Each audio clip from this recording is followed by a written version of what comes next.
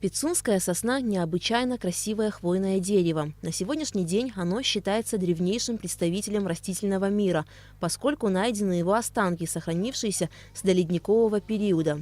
Реликтовое дерево занесено в Красную книгу под статусом «Исчезающий вид». Однако вот уже 3 дня, как сотрудники ДРСУ-2 госкомпании «Абхазавтодор» проводят работы по вырубке пицунской сосны.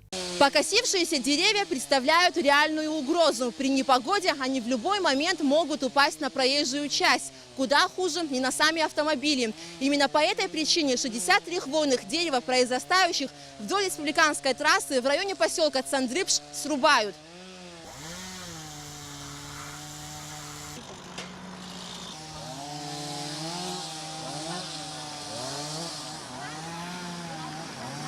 В этом году, значит, уже с Нового года на трассе, значит, ПСО до въезда в Гагры упало 8 деревьев. Одно из деревьев попало на машину, но, к счастью, с водителем ничего не случилось, но машина была сильно повреждена. Бывают случаи, когда в 4 часа утра перекрывается дорога, падает дерево, поднимаем людей в 4 утра, в 6 утра. Экологи выехали на место и определили деревья, опасные деревья, и после этого начали мы эти работы.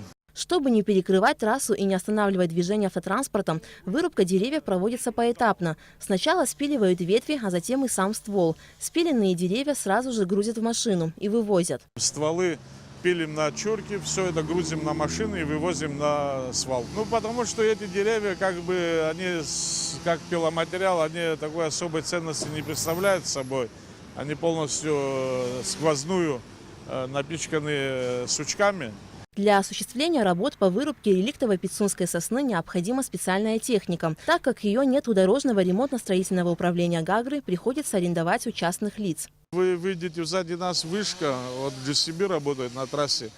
Это мы нанимаем эту технику. А так, да, ну, ДРСУ есть дружбы, косилки, КАМАЗ.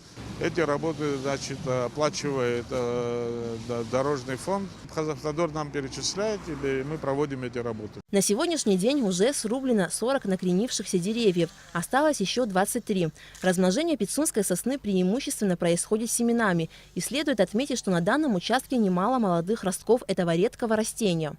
Алика Трапш, Тамас Чиковани, Абхазское телевидение.